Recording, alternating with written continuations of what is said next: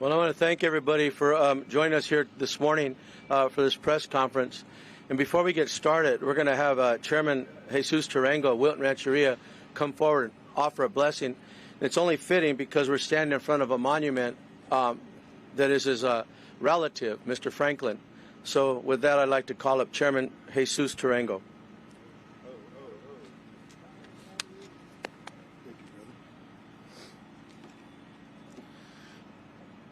Kuchi Hema, Kanayasa Jesus Tarango, and thank you for being here this morning. And also thank you to Assemblymember Ramos for bringing us together on such an important discussion today. I'd like to take a moment to reflect on how meaningful it is for me to be standing here at the statue of my grandfather in the Capitol Park. This is a place that reminds us one of the darkest chapters in California's history. Just steps from here, the first governor once put bounties on the heads of Native people. And today, because we never relented, we can gather to demand better for our nations. For California tribes, there are a few issues more important than NAGPRA. It is our obligation to bring our ancestors home, to restore balance, and to treat our people with dignity and respect they should never have been denied. The state auditor's report makes it clear more urgency is needed, more accountability is needed, and this work cannot continue at the pace we've seen. We appreciate the auditor's work and the recommendations in the report that they've provided. We look forward to working with legislation, the University of California, and tribal leaders to make sure these recommendations become action. Our ancestors have waited long enough. And so for me to have this honor of asking my ancestors to bless those who have come today to speak and to testify, I ask that my ancestors keep them safe while they're here. I ask them to keep their families safe at home, because it's our families that allow us to do the work that needs to be done. And with that, it's even more fitting that we are standing on the Capitol grounds where a Miwok Nisenan man stands, and he stands here forever to make sure that we're going to be guided in a good way. And with Assemblymember Ramos and for California tribal leaders, we know we're in good hands with him and his direction and his leadership. And so I ask my ancestors to come and to bless everybody that's here, those that are watching, and those that have the work that have to get done. You know, we pray for you guys to get it done and to bring our ancestors home. And so with that, on behalf of my people, we welcome you to our land, and we ask that our ancestors take care of us while we're here. Tangi kamu. Thank you so much for that, Chairman Tarango. And this morning, we're having this press conference to bring attention around the slow progress of the UCs and the repatriation process back to California's First People. And we'll also have a hearing at 10 a.m. where we'll meet in room 447 to learn and get an update from the UC system. California tribes will not stop in our quest to ensure the return of our ancestors, or to see that universities and other public institutions also do the right thing. All nations, all people, seek to carry out this sacred duty, but Native Americans have long been denied the ability to inter the remains of those who preceded us. We will never stop demanding its fundamental recognition of respect and of our humanity. The human remains are not archaeological or academic trophies. They don't deserve to be held in boxes on shelves. Lack of funding, insufficient staffing, or changes in personnel cannot continue to be an excuse for the state of California and the UC systems. The tribes and the legislature, as well as the administration, are committed to holding our universities accountable. It is why the legislature has requested 3 audits since 2019. And today at our hearing, I hope to learn that the Universities of California system made significant progress towards meeting the bold goal that it committed to last August by saying that by 2028 it would return human remains and artifacts. During that hearing and during that audit, it was revealed by the auditor that UC San Diego would need until 2037 to meet compliance. UC Riverside until 2041, UC Santa Barbara until 2053, and UC Berkeley would need until 2089 at the pace they're going. That is unacceptable. I also want to see that the UC's and Cal State leaders are taking steps to ensure accountability and inclusion with tribal engagement and continuing repatriation at both the university and campuses level. Without accountability, repatriation will not be a priority. With me today to make some remarks, first we'll have Bob Pennell, Director, Tribal Cultural Resources, Table Mountain Rancheria.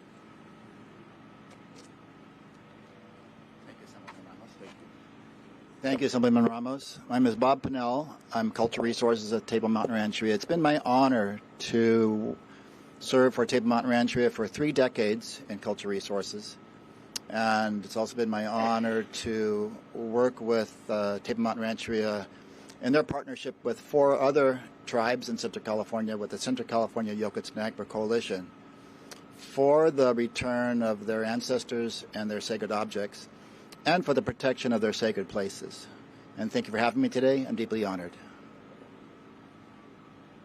Thank you so much for that.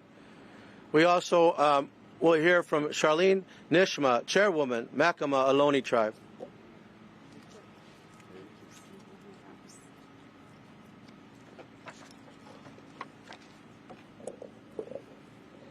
Horshe tuhi kanakrakat Charlene Nishme. Wetresh Muwekma, San Francisco Bay Area Tak. I greet you in my native Chochenyo language. I said good day.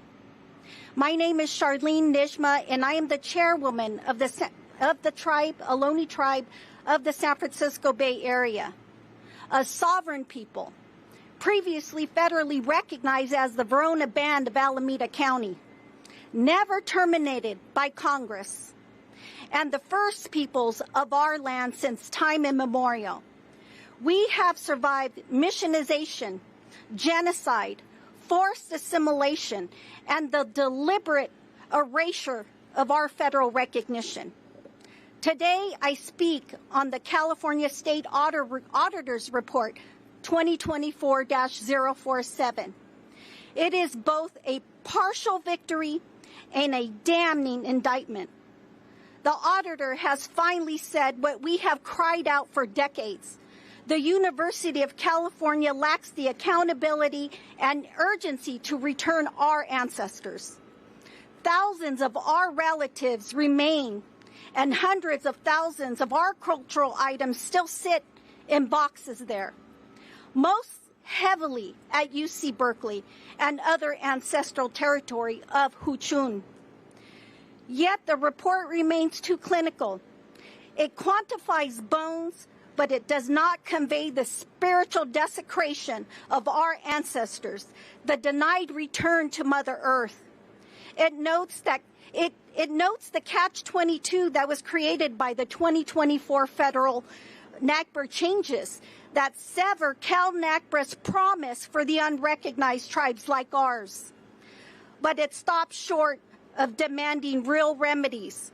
Our claim to over 4,400 remains and 25,000 items from the Bay Area sites now hangs in limbo. We demand action. Condition UC funding on real performance. Create state pathways for the tribes, unrecognized tribes, so that we can re-enter our ancestors without federal gatekeeping. And most critically, Congress must amend the federal NAGPRA with a California-specific revision, exactly as it has done before with Public Law 280, so Cal NAGPRA finally has force. Assemblymember Ramos, thank you for holding this important hearing. We now call on Senators Padilla and Senator Schiff to take the next step by advancing federal legislation. Our people deserve meaningful action and real results. To our ancestors, we honor you and we hear you. We will bring you home. To the university and the state, The time for study is over. The time for repatriation and justice is now. Makimak mon no, we are still here. Gishor shekinan. My heart and my breath are with you all. Thank you.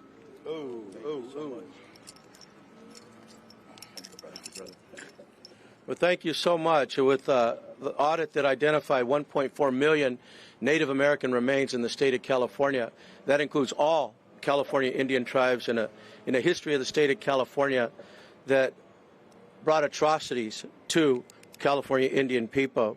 We also want to recognize that here with us today is Isaiah Vivanco, Chairman of Saboba Band de Luceño Indians. We also are going to hear from Chairman Leo Siskiyou from Santa Rosa, Tachi.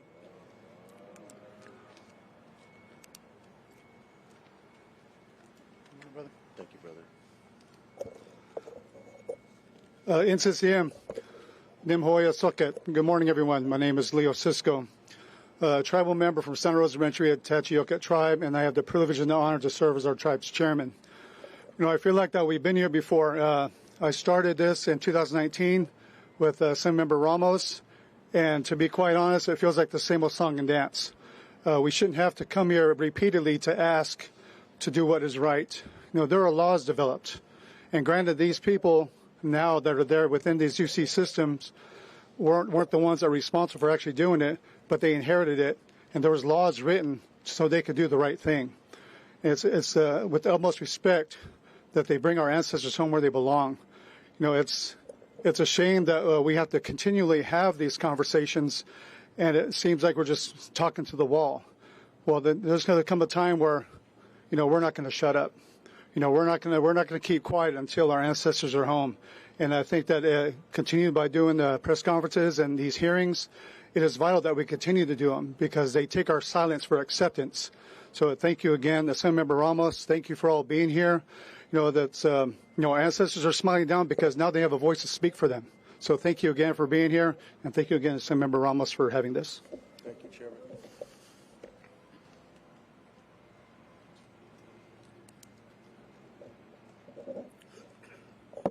Next, we will hear from Chairman Jack Potter, Chairman, Redding Rancheria.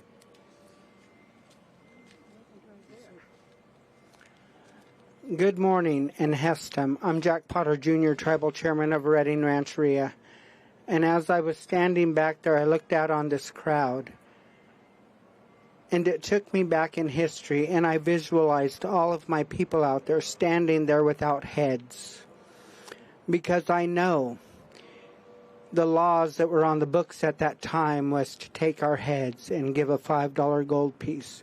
So many of you out there standing, your spirit was there but headless, and it brings pain to my heart as I look at the crowd and I think of what our people went through. But we are here as descendants of genocide. Each one of us have a purpose today, and today we are here to speak for those that no longer have family lines that exist within our homelands, but those that do have lines that are here today. We are to use our voice. We are to use it and move our people forward. And it's sad to think that we are here again speaking for those spirits of our ancestors that sat as a library book on some shelf that has no meaning to those that are outside of our realm. But we as California's people, we know that they need to come home, that they need to be with their people. Last week I spent a long week with Sacramento State University, and I began that process. And I want to give a shout out to Sarah. She was good to work with, and she respected what needed to be done, and I've began that process to bring home about 3,800 artifacts and our people. But as they took that box off of the shelf and I opened it, all I could see was little bones of our children. There was no heads or no skulls. just fragmented fractures. And it took me back to listening to our old people when they said they wanted to save bullets because not even their precious resource, their bullets, was good enough to kill our children. So they just grabbed them by the feet and bashed them into the oak trees and killed them. And at that moment, it made me think of the trauma those children that I would be bringing home soon went through that. And I wondered, what was their elders thinking at that time? Because I know the old people had to witness this.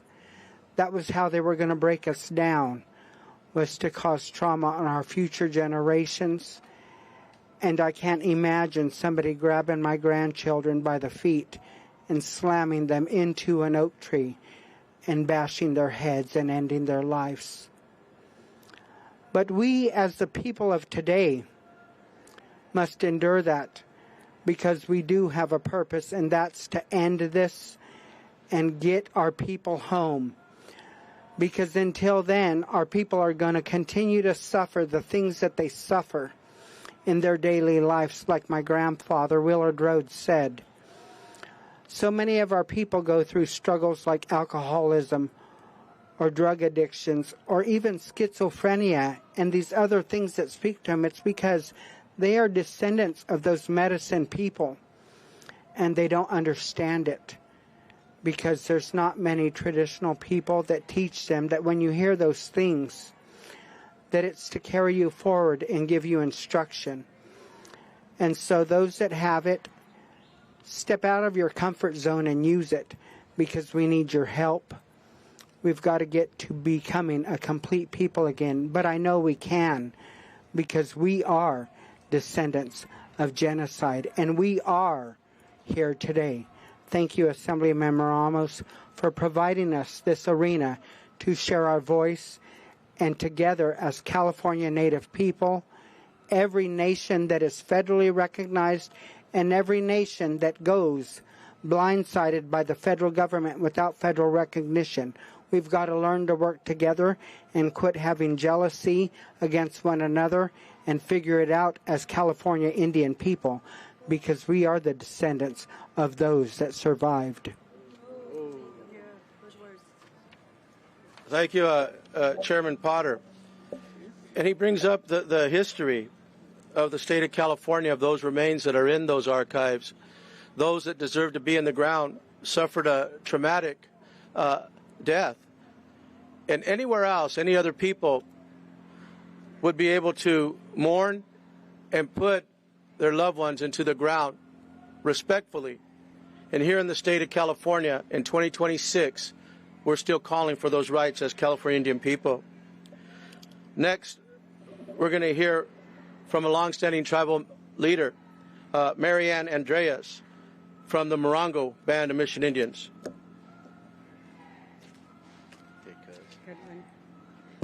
Good morning, everyone. Thank you for being here. I think what I have to say is probably what everyone else has said here today. But to make it more impactful, the last time my council and I were at Berkeley, they told us that they felt very justified because they were studying the thickness of Indian skulls. And I guess that made grave robbing okay. But it's not for us. And there are a lot of records to that. And it's that kind of atrocity that you know, we want to bring those folks home and make them whole, put them to rest in our home. The colonial days are over and gone, and California counts itself as the great state of California, an enlightened state. And so somebody has to step forward and take some action. 3 audits, federal law passed in 1990, and still we haven't gotten our sacred items, our cultural items, our human remains, our anything. We haven't, very slow, no progress at all. They're nice as can be. They're pleasant when we go up there, but nothing happens. And some tribes not everybody can afford these countless trips. Nobody can afford everything that it's costing us to go, but we're not going to give up. We're going to keep on going back.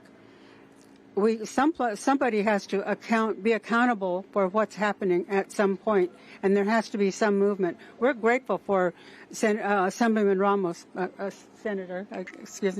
Assemblyman Ramos, for his continuing to put this in front of people. But I call upon California to stand up and do the right thing, not only for us, but for our ancestors. They need to be brought home for once and for all. Thank you. Well, thank you so much for that. Next, we're going to hear from Morningstar Ghali, Executive Director, Indigenous Justice, who's been on the front lines.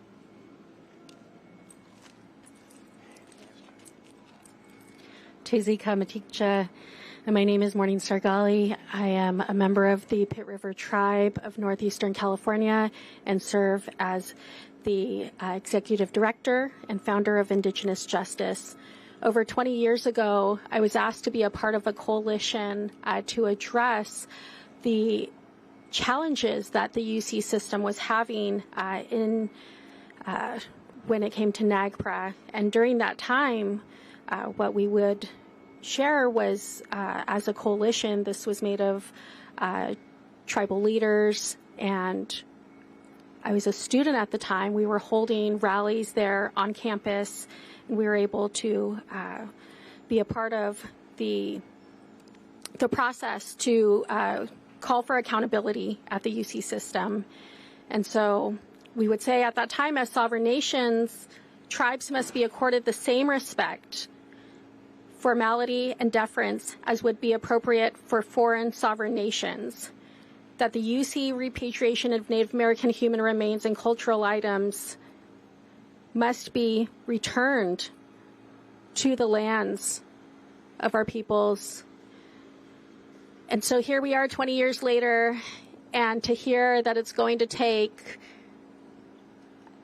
77 years for UC to be in compliance is extremely challenging. And so for this reason, we urge the legislature and the University of California to act in alignment with their message put forth in several communiques and stand alongside us for the respect of our relatives for past, present, and future generations. That UC Berkeley must acknowledge that while the Hearst Museum may temporarily control ancestral remains and sacred objects, control does not constitute ownership. These are the same institutions that held our relative Ishi there as a living on display, as a living display within the museum. And here we are, still fighting for that respect and for that dignity. I do want to acknowledge that UC Berkeley's relationship and the UC system's relationship with many tribes has been strained regarding NAGPRA, that there have been changes made. I want to acknowledge the Center for Indigenous Law and Justice through the UC Law School has really made those efforts to right the wrongs. And today, decades after NAGPRA was enacted to begin correcting those wrongs, as the university still holds the remains of thousands of our relatives. And with these delays at the current pace identified in this audit, many tribes could be waiting another decade or even more before their belongings are returned. Every year of that delay extends that harm. We fight for change. We address the issues of incarceration of our relatives. It was mentioned earlier about the missionization. It was through missionization were the first attempts of our California Indian peoples being incarcerated. And today that's where we continue to fight. The incarceration of our living Native peoples, the incarceration of our ancestors held in these university basements, the incarceration of our salmon relatives that are held back by dams on our rivers that are just now becoming free. So this is the work that we need to do in freeing our ancestors, in freeing our people, and in freeing our relatives. That to locally.com, all my relations. Thank you so much for that from our tribal leaders. We also have with us from the legislature Senator Durazo, Assemblymember Hadwick, Assemblymember Berner, Ahrens, Assemblymember Ahrens, and Assemblymember Harbidian. And we'd open it up if those wanted to say a few words, starting with Senator Durazo. Good morning. Buenos dias. I'm here to stand with Assemblymember Ramos and with the tribal leaders who have been waiting far too long for their ancestors and sacred belongings to come home. I am the senator that represents Central and East Los Angeles. They belong home with their families, with their people. California said the same, and yet, report after report, audit after audit, we learn that the University of California still has not done what justice requires. When an institution as large as the UC cannot find the will to act, it falls to us, to the legislature, to leaders like you, to demand better. Assemblymember Ramos has never let this issue fade from Sacramento's conscience. His leadership, his persistence, his refusal to accept apologies in place of action are why we are here today demanding accountability. I stand with him. I stand with you. I stand with every tribal member still waiting for their ancestors and cultural belongings to come home. And in the words of leaders and activists of the Chicano movement, of the farm workers movement, si se puede, don't back up and don't back down. Thank you.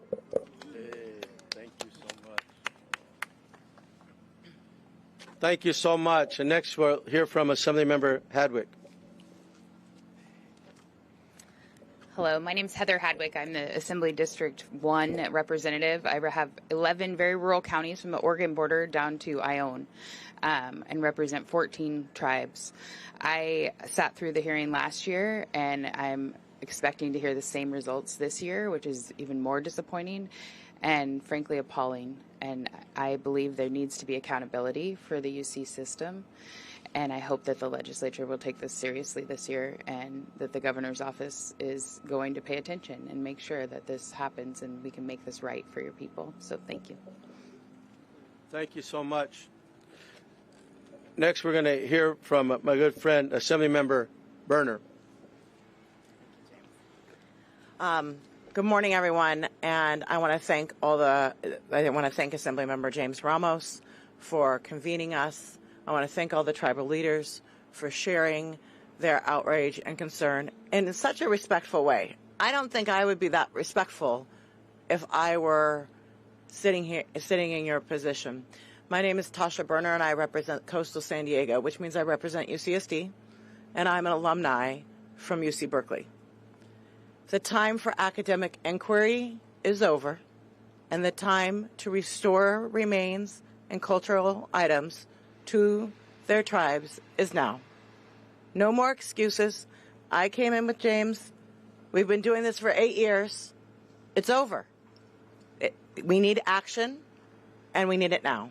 So thank you for convening us. I will always stand by your side, and we're so lucky to have you as a leader that keeps our eye on this issue and helps us do what's right by the first people of California. Thank you. Thank you so much. Next, we're going to hear from Assemblymember Ahrens. Good morning. I want to thank Assemblymember Ramos, and I just want to simply add that I come from Silicon Valley and originally part of the Muwekma Ohlone, and I want to thank Charlene, our tribal chairwoman, for being here today. And I think often in these situations how much the personal is political. And just a few years ago, my twin brother passed away, and how I would feel if his remains were uncovered and taken and held for decades. It's not right. In fact, it's criminal. And we need to start talking that way. It is criminal that these remains are being held by the university system. It is criminal that they are being told, that the people are being told that they must wait decades to be retrieved. It is criminal that we have to wait. And I will just simply say, as a member of the Budget Committee and the legislature, we have ways of cajoling and confirming that these remains be taken. So if the university is listening and they want to say that it will take 87 years to return people's human remains to their families, we have ways of speeding that up in the legislature so we can do it the easy way or the hard way. Thank you, Assemblymember Ramos, for your leadership. Next, we're going to hear from Assemblymember Harbidian.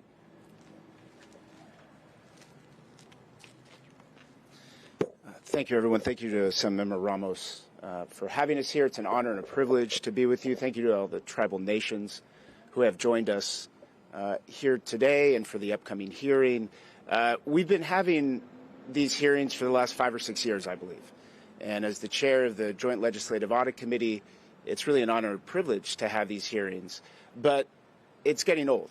We're getting tired of having to do these hearings. And as much as I love spending time with my brother, Assemblymember Ramos, I think we would like to be spending time celebrating the actual repatriation of these items, of these remains, instead of year after year coming back and asking for updates on status and seeing once again the UC system failing to live up to its end of the bargain. Last year at this hearing, we heard that the UC system doesn't even know how many remains or how many artifacts they have in their possession to actually return.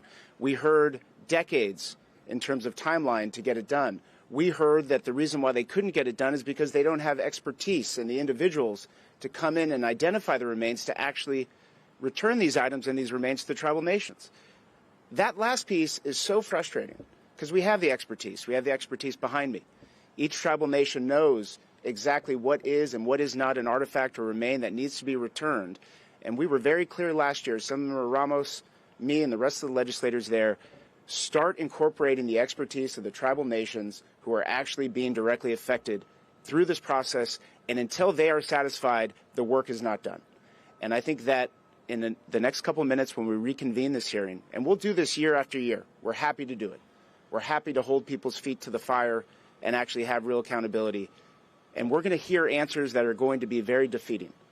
That out of the 18 recommendations that the auditor has recommended, I believe only 6 have actually been satisfied. We're going to hear once again that they don't have the amount of people that they need to get this done. And as Assemblymember Ahrens just said, it's time, as Assemblymember Ramos said last year, to hold back funding. If the UCs don't make this a priority, if there isn't real accountability, we hold the purse strings. They should not get the funding that they need to do the things that they want to do outside of this scope. And so, again, it's an honor and a privilege to be here, but I hope next year we don't have to be here. I hope that when the tribal nations come back to the Capitol and they spend their time doing this, it's a celebration of the UC system doing the right thing. The only way that's going to happen is if people get behind Assemblymember Ramos, his committee, and actually ensure that the Board of Regents and each chancellor of these universities do the right thing. I'm committed to doing that. I know the people behind me are committed to that, and I know many of the people who serve with us in that building are. We just need to see more action from the UC system. So thank you, Assemblymember Ramos. I look forward to the hearing in a few minutes. Thank you so much, Chairman. Thank you, Chairman Harbidian. He's chair of the Joint Legislative Audit Committee, which we're partnering with to have the hearing at 10 o'clock. The 10 o'clock hearing is in room 447. Again, the 10 o'clock hearing is in room 447. I want to thank all the speakers and tribal leaders that took time this morning to be here with us to stand in solidarity. But when you hear statistics of saying UC Berkeley would not comply until 2089, that's too long. We have to start to continue to put pressure, not only as Indian people, but building allies throughout the state of California to call for the respectful reburial of our ancestors that suffered a historic treatment of atrocities here in the state of California. That concludes this press conference, as we will now move to room 447 for the 10 o'clock hearing.